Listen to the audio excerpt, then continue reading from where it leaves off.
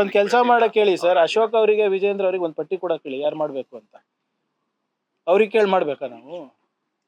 ಅವ್ರಿಗೆ ಕೊಟ್ಬಿಡಿ, ಅವರೇ ಒಂದು ಪಟ್ಟಿ ಮಾಡಿ ಕ್ಯಾಬಿನೆಟ್ ಯಾರಾಗಬೇಕು, ಕೌನ್ಸಿಲ್ ಮೆಂಬರ್ ಯಾರು, ಚೇರ್ಮನ್ ಯಾರಾಗಬೇಕು, ನಮ್ಮದು CLP ಫ್ಲೋರ್ ಲೀಡರ್ ಯಾರಾಗಬೇಕು, ನಮ್ಮ ಪದಾಧಿಕಾರಿಗಳು ಯಾರಾಗಬೇಕು ಅವರೇ ಕೊಟ್ಬಿಡ್ಲಿ. ನೋಡಿ, I am not answerable to BJP. It is the prerogative of the party, prerogative of the CM. ಈಗ ವಿಜೇಂದ್ರ ಹಟಾವ್ BJP ಬಚಾವ್ ಆಂದೋಲನ ಅವರೇ ಮಾಡ್ತಾ ಇರೋದಲ್ಲ. ಪಾಪ ಒಂದು ಶಾಸಕರನ್ನೇ ಬಲಿ ತಗೊಂಡ್ರಲ್ಲ ನೀವು. ಎಷ್ಟು ಜನ ಡೆಲ್ಲಿಗೆ ದಂಡಯಾತ್ರೆ ಮಾಡಿದ್ರು ವಿಜೇಂದ್ರ ಅವ್ರಿಗೆ ತೆಗಿಲಿಕ್ಕೆ. ಅಶೋಕ್ ಅವರು ಸಮರ್ಥರಿಲ್ಲ ಅಂದ್ಬಿಟ್ಟು ಎಷ್ಟು ಜನ ಹೋಗಿದ್ರು ಡೆಲ್ಲಿಗೆ, ನೆನಪಿದೆ ಅಲ್ವಾ? ಅದು ಅವ್ರ ಆಂತರಿಕ ವಿಚಾರ. Do I have any problems with that? ಅವರು CT ರವಿಗೆ ಅವ್ರಾಗನ ಮಾಡ್ಕೊಳ್ಳಿ, ಯತ್ನಾಳ್ ಅವ್ರಿಗೆ ಅವ್ರನ್ನ ವಾಪಸ್ ತಗೊಳ್ಳಿ, ಅದು ಅವ್ರ ಪಕ್ಷದ ವಿಚಾರ, ಇದು ನಮ್ಮ ಪಕ್ಷದ ವಿಚಾರ. ಈಗ ಜನಾರ್ದನ್ ರೆಡ್ಡಿ ಅವ್ರ ಕೇಸ್ ನಡೀತಾ ಇದೆ, ತಗೊಂಡಿಲ್ಲ ಪಾರ್ಟಿಗೆ. ಆಯ್ತು, ನಾನು ಹೇಳೋದು ಬಿಟ್ಬಿಡಿ ಸರ್. ಯತ್ನಾಳ್ ಅವ್ರು ಏನು ಹೇಳಿದ್ರು? ವಿಜೇಂದ್ರ ಅವರಿಗೆ ಏನಾದರೂ ನೈತಿಕತೆ ಇದ್ರೆ ರಾಜೀನಾಮೆ ಕೊಡಬೇಕು. ಪರಂ ಪೂಜ್ಯ ಅವರ ತಂದೆಯವ್ರ ಮೇಲೆ ಇರುವಂತ ಆರೋಪ ಇದ್ರೆ ಯಾವ ವೇದಿಕೆನೂ ಹತ್ಬಾರ್ದು ಅಂತ ನಾವು ಹೇಳಿದ್ದ. ಚರ್ಚೆಗೆ ಬರ್ತೀರಾ ಯಾರ್ಯಾರು ಎಷ್ಟೆಷ್ಟು ಆಳದಲ್ಲಿದ್ದಾರೆ ಅಂತ? ಸದನ ನಡೀತದೆ ಅಲ್ಲ 13ನೇ ತಾರೀಕು, ಪ್ರಸ್ತಾಪ ಮಾಡಿ, ಏನ್ ದಾಖಲೆಗಳಿದೆ ಕೊಡಿ, ಅಥವಾ ತನಿಖೆ ನಡೀತಾ ಇದೆ ಅಲ್ಲ ಅಲ್ಲನ ಹೇಳಿ. ಇವ್ರ ಕೈಲ ಈಗ ನೋಡಿ, ಇವ್ರೆ ಸರ್ಕಾರ ನಡೀತಾ ಇರೋದು BJP ಅವ್ರಿಗೆ ಕೇಳಿ ನಡೆಸ್ತಾ ಇಲ್ಲ, ಅಥವಾ ಕೇಶವ್ ಕೃಪೆಯಿಂದ ನಾವು ನಡೆಸ್ತಾ ಇಲ್ಲ.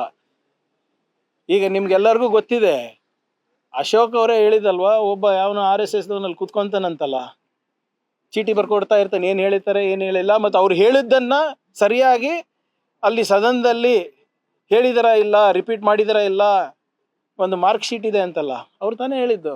ಅಂಥದ್ದು ಇಲ್ಲಿಲ್ಲಪ್ಪ, ಅವರಲ್ಲಿದೆ. They are controlled by RSS. ನಿಮ್ಗೆ ನೆನಪಿದ್ಯಾ? ಹಿಂದಿನ ನಾವು ವಿರೋಧ ಪಕ್ಷದಲ್ಲಿದ್ದಾಗ RSS ಕೈಗೊಂಬೆ ಅಂತ ಘೋಷಣೆ ಕೂಗ ತಕ್ಷಣ ಏನು ಮಾಡ್ತಾ ಇದ್ರು?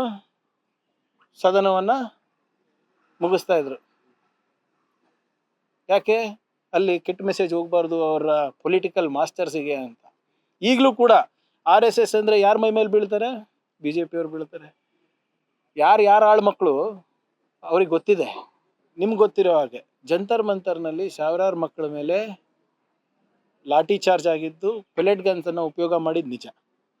ಸುಪ್ರೀಂ ಕೋರ್ಟ್ನಲ್ಲಿ ನಿನ್ನೆ ವಾದ ನಡೀತಾ ಇದೆ.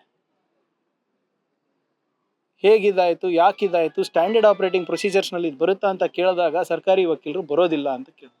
ಮತ್ತು ಯಾರು ಆರ್ಡರ್ ಕೊಟ್ರಿ ಇದಕ್ಕೆ? ಮತ್ತು ಅದಕ್ಕೆ ಉತ್ತರ ಬೇಡವಾ? ಮೋದಿ ಅವ್ರು ಎಲ್ಲಿದ್ದಾರೆ? ಶಾ ಅವ್ರು ಎಲ್ಲಿದ್ದಾರೆ?